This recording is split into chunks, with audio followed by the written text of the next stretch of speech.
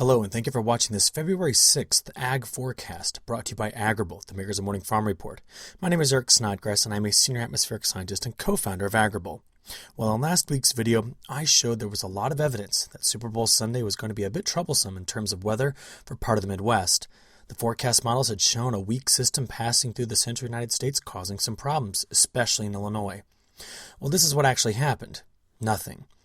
When Tuesday's model runs from last week came in, the vorticity maximum in the jet stream that was going to kick off that low-pressure system was flattened out by the mountains. And as a result, no panhandle hooker ever formed, and Sunday was actually quite a beautiful day, perhaps one of the best days of the week.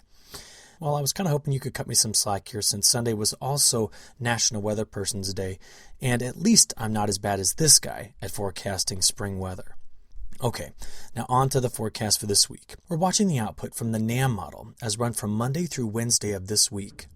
As you can see, a low-pressure system emerges from the Great Plains and heads towards the Great Lakes by Tuesday morning. This low has a lot of upper-level support, and it will be a relatively deep low.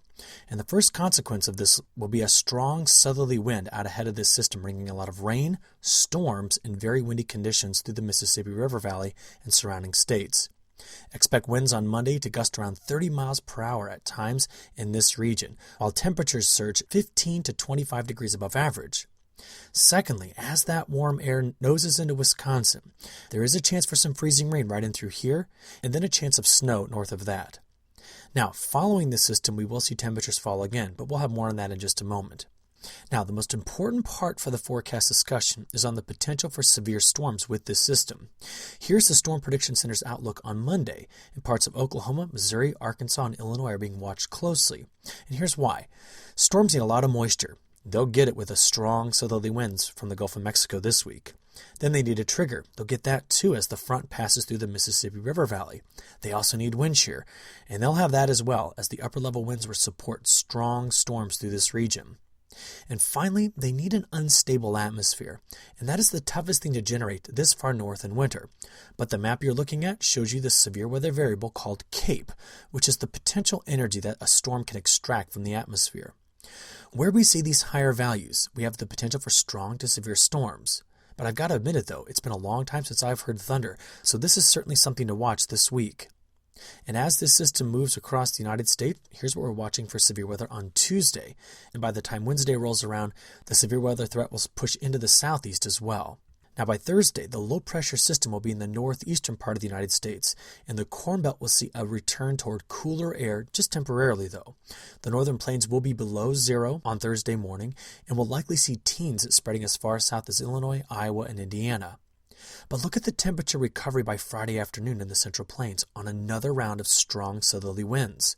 In fact, if we stretch this forecast out through the rest of February, here are the latest temperature outlooks produced by the European model for the rest of February.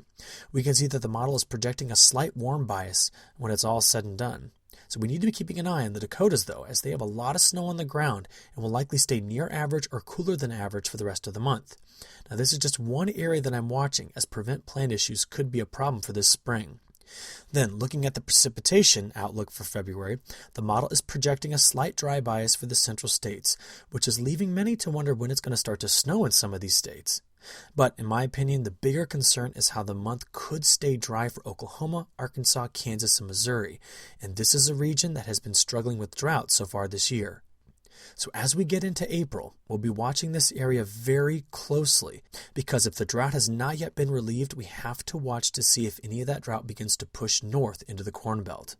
Well, with that, we'll wrap up our long-range forecast. As always, we at Agrible will bring the latest and best weather forecast information through our Morning Farm Report so that you can efficiently plan your operations.